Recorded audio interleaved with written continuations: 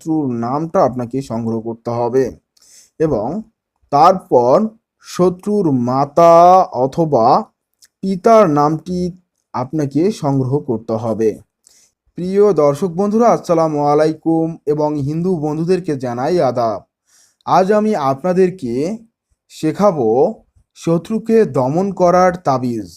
এই তাবিজ প্রয়োগের মাধ্যমে আপনি খুব সহজেই আপনার শত্রুকে দমন করতে পারবেন এবং কিভাবে এই তাবিজটি প্রয়োগ করবেন বা আপনার করণীয় কি, সমস্ত ডিটেলস এই ভিডিওতে আপনাকে আমি শেয়ার করব।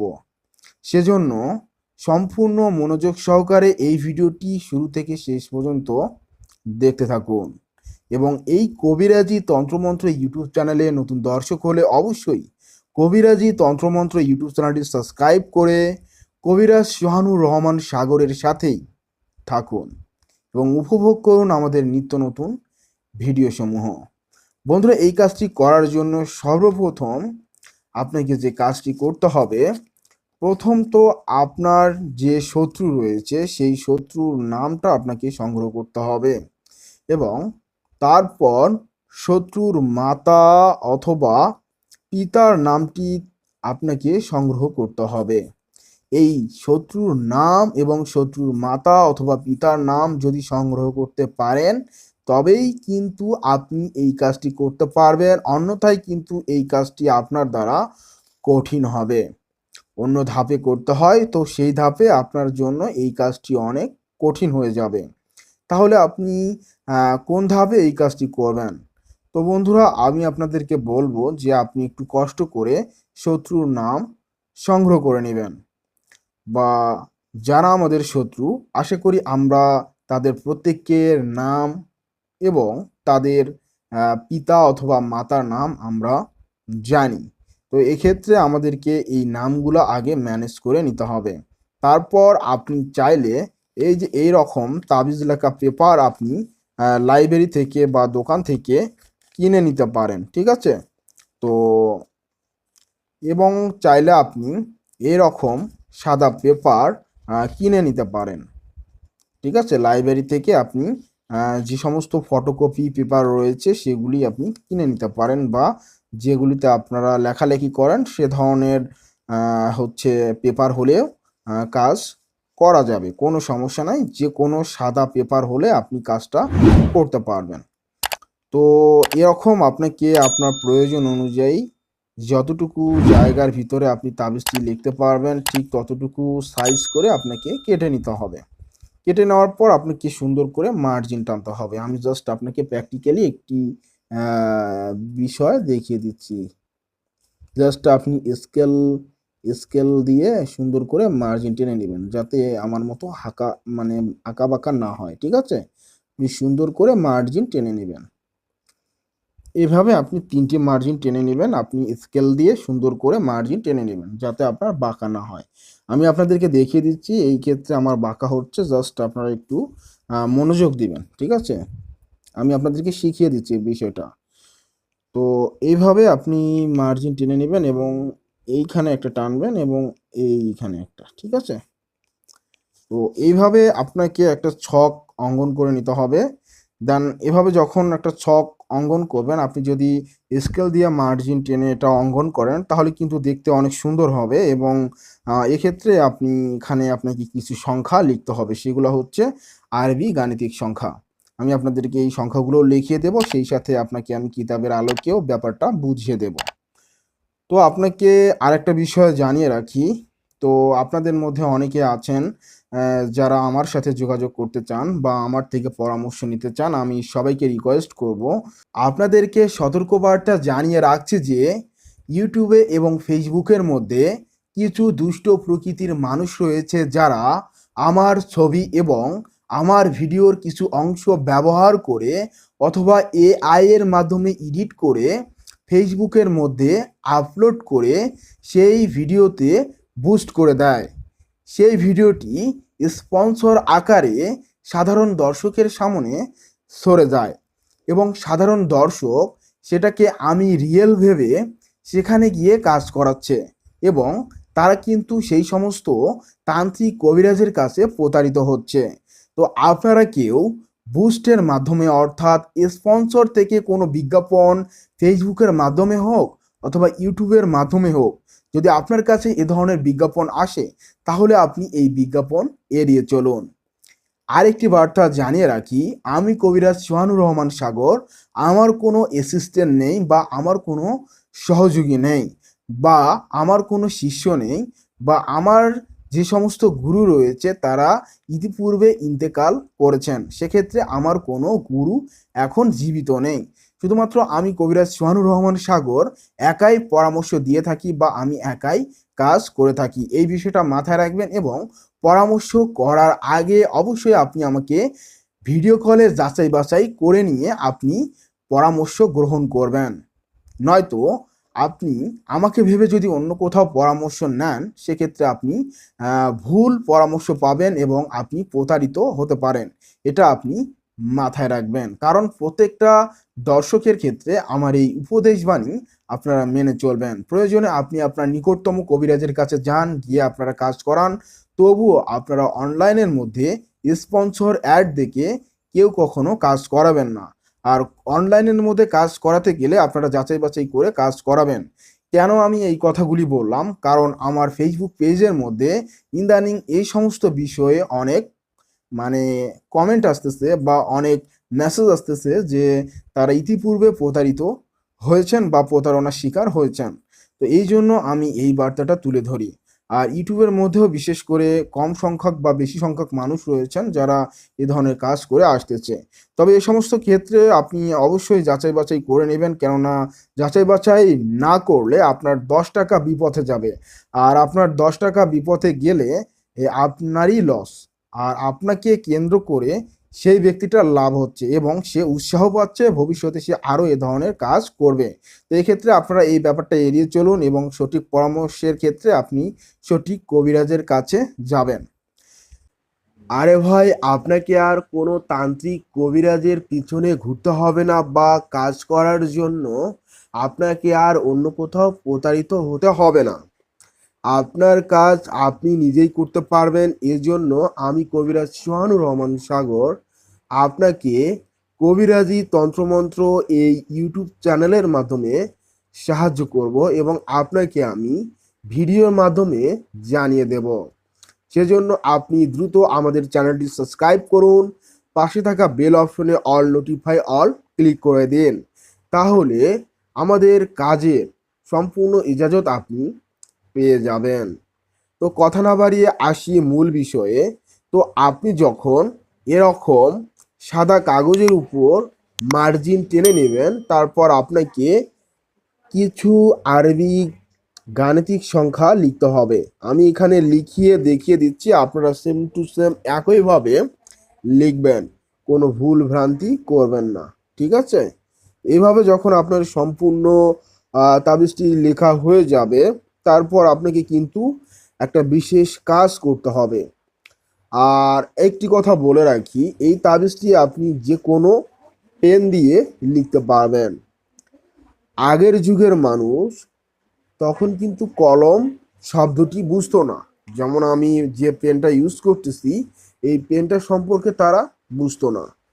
বা সেই সময়ের মানুষ দোয়াত কলম দিয়ে লিখতো, বা তার আগেরও দোয়াত কলম ছিল না। তখন কি করতো, জাফরান মেশকো গুলিয়ে কালি প্রস্তুত করে তারা খড়কুটা দিয়ে লিখতো। তো সেটা হচ্ছে আগের প্রথা। এখনকার যে মাধ্যম রয়েছে সেই মাধ্যম আমরা অবলম্বন করে তাবিজ লিখবো। এখানে কোনো বিধি নিষেধ নেই। তো আপনারা এখানে দেখতে পাচ্ছেন আমি যে তাবিজটা লিখতেছি, এটাই আপনাকে লিখতে হবে আপনার শত্রুকে দমন করার জন্য। আরও কিছু নিয়ম রয়েছে, সেগুলি আমি আপনাদের সামনে তুলে ধরবো এবং কিতাবের আলোকেও আপনাকে আমি ব্যাপারটা বুঝিয়ে দেব, যাতে আপনি খুব সহজে এই ব্যাপারটা বুঝতে পারেন। ওকে, তো এইভাবে আপনারা লিখবেন। তারপরও আপনাকে আমি কিতাবের আলোকে দেখাবো। তো যেটা আপনার কাছে মানে সহজ বা ভালো মনে হবে আপনি সেইভাবেই এটা লিখবেন, ঠিক আছে? তো এইভাবে যখন সম্পূর্ণ তাবিজটি অর্থাৎ নকশাটি লেখা হয়ে যাবে, তারপর আপনাকে কিন্তু নাম লিখতে হবে। কোথায় নাম লিখবেন আমি একটু দেখে দিচ্ছি আপনাকে, যে এই যে তাবিজটা রয়েছে, হ্যাঁ, এই তাবিজের নিচে কিন্তু নাম লিখতে হবে। তবে এই নাম লেখার ব্যাপারটা কিন্তু আপনাকে একটু মাথায় রাখতে হবে, এবং এই নাম লেখার বিষয়টা একটু গুরুত্ব সহকারে লিখতে হবে। তো আগে আমি বলেছি যে যে শত্রুকে দমন করতে চান সেই শত্রুর মাতা পিতার নাম অবশ্যই আপনাকে জানতে হবে। তো জানার পর আপনাকে যে কাজটা করতে হবে, আপনার যে শত্রু রয়েছে সেই শত্রুর নাম আপনি লিখবেন। তার আগে আপনি এই তাবিজটা অর্ধাঅধি করে ভাঁজ করে নেবেন। ঠিক আছে, অর্ধাঅধি করে ভাঁজ করে নেবেন।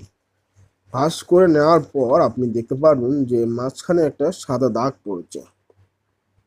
তো এটা একটু লক্ষ্য রাখবেন, এবং আপনি এই ভাঁজের এই দিকে অর্থাৎ একটু সাইডে, এই যে, হ্যাঁ, এই জায়গায় শত্রু যদি ছেলে হয় তাহলে সেই ছেলের নামটা লিখবেন।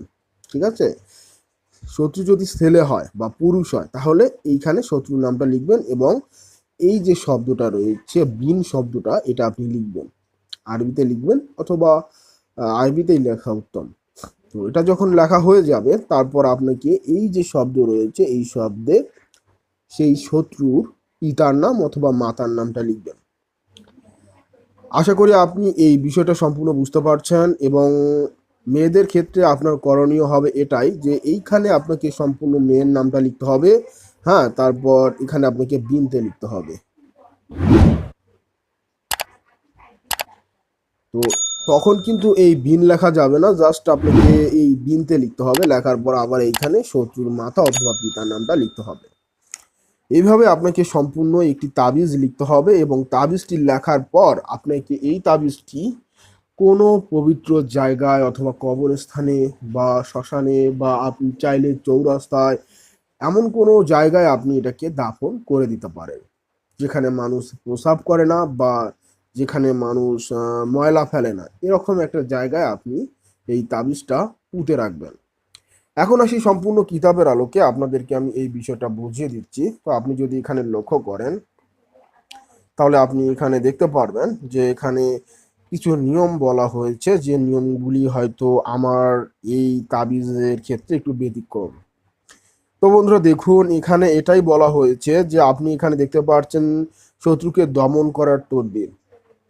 তারপর বলা হয়েছে যে শত্রুতা দমন করতে হলে গাধার চামড়ার উপর নিচের নকশাটি জাফরান কালি দিয়ে লিখে মাটির মধ্যে পুঁতে রাখতে হবে। ইনশাআল্লাহ শত্রু, এই যে দেখেন, দমন হয়ে যাবে।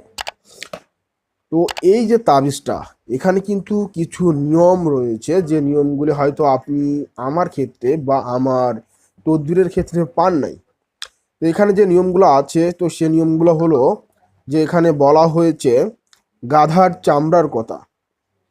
এখানে লক্ষ্য করেন গাধার চামড়ার কথা, তাহলে আপনি বলেন সাদা কাগজে লিখতে। তো ব্যাপারটা এটাই আমি তুলে ধরবো যে এই কিতাবগুলি বা এই যে নকশাগুলি অনেক আদিকালের। সেই সময়ে আপনার হচ্ছে এরকম সাদা পেপার ছিল না।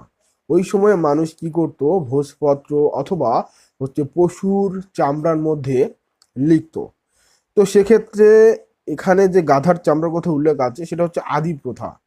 বর্তমান প্রথাকে অবলম্বন করে আমাদেরকে কাজ করতে হবে, বা যেটা সহজ হবে সেটা আমাদেরকে ব্যবহার করতে হবে। তো যেহেতু আমাদের এখন সহজ মাধ্যম হচ্ছে আমাদের এই যে সাদা পেপার রয়েছে বা ভোজপত্র রয়েছে, তো আমরা এক্ষেত্রে এটার প্রয়োগ করতে পারি, কোনো সমস্যা নেই। চামড়ায়ও লিখতে পারবেন অথবা আপনি একটা সাদা পেপারের মধ্যেও লিখতে পারবেন, এখানে কোনো বিভেদ নেই। আশা করি আপনি এই ব্যাপারটা সম্পূর্ণ বুঝতে পারছেন। আর দ্বিতীয়ত একটা উল্লেখ আমি এর আগেই করেছি, সেটা হচ্ছে যে জাফরান। ঠিক আছে, তো সেই সময়ে মানুষ জন দেখা যাচ্ছে যে কলম ছিল না বা দোয়াত কলমের প্রচলন ছিল না, তখন তারা করতো কি, আপনার হচ্ছে জাফরান মিশকো গুলিয়ে কাঠি দ্বারা লিখতো। তো ওটাও হতো, কিন্তু কালের বর্তমানে একটা পর্যায়ে গিয়ে দেখা যায় যে জাফরান মিশকো গুলিয়ে দোয়াত কলমে ভরেও মানে লেখা হতো। তো আমি এখনো জাফরান মিশকো গুলিয়ে আপনার হচ্ছে দোয়াত কলমে ভরে লিখে থাকি। জাস্ট একটু নমুনা আপনাদেরকে আমি দেখে দিচ্ছি, না দেখালে হয়তো বুঝতে পারবেন না। এই যে, ঠিক আছে। এই যে জাফরান মিস্ক আমি এখানে ভরেছি, দেখেন এটা হচ্ছে আধুনিক আধুনিক অর্থাৎ ডিজিটাল দোয়াত কলম। তো আপনারা এখানে দেখতে পাচ্ছেন, এই যে জাস্ট আপনাদেরকে আমি একটু দেখিয়ে দিচ্ছি। তো আপনার কাছে যেটা সহজ মনে হবে, বা আপনি যদি আপনার যদি থাকে এই সমস্ত দ্রব্য যেমন হচ্ছে জাফরান মিস্ক, তাহলে আপনি জাফরান মিস্ক কালি দিয়ে লিখবেন। আর না থাকলে আপনি এ ধরনের একটা পেন দিয়ে জাস্ট এরকম কালির পেন দিয়ে আপনি সাদা কাগজের উপর লিখবেন। লেখার প্রসেস কি সম্পূর্ণ বিস্তারিত বলে দিয়েছি আজকের এই ভিডিওতে। আর সম্পূর্ণ কিতাবের আলোকে ব্যাপারটা শেয়ার করলাম। আপনারা এখান থেকেও লিখতে পারবেন, ঠিক আছে, আপনি এখান থেকেও লিখতে পারবেন, প্লাস আপনি আমার দেখানো লাল লেখা থেকেও লিখতে পারবেন, একই ব্যাপার। তো আমি একটু হ্যাঁ মানে ভালোভাবে বুঝিয়েছি, আর এখানে হয়তো একটু কম্পিউটার টাইপিং, যার কারণে পাস শব্দটা একটু এরকম দেখাচ্ছে। তো বন্ধুরা, আজকের এই ভিডিওতে আপনাদেরকে আমি বিস্তারিত এই ভিডিওর মাধ্যমে শত্রুকে কিভাবে দমন করতে হবে তার পরীক্ষিত একটি তদবির শেয়ার করলাম।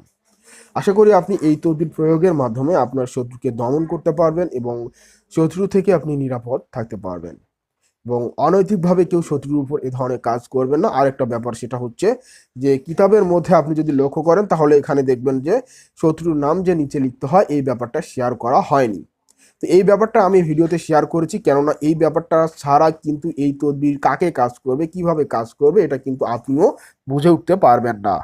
সমস্ত নিয়ম পদ্ধতি মেনে আজকের এই কাজটি করুন, এবং আমার সম্পূর্ণ ইজাজত পেতে অবশ্যই এই কবিরাজি তন্ত্রমন্ত্র ইউটিউব চ্যানেলটি সাবস্ক্রাইব করে সাথে থাকুন।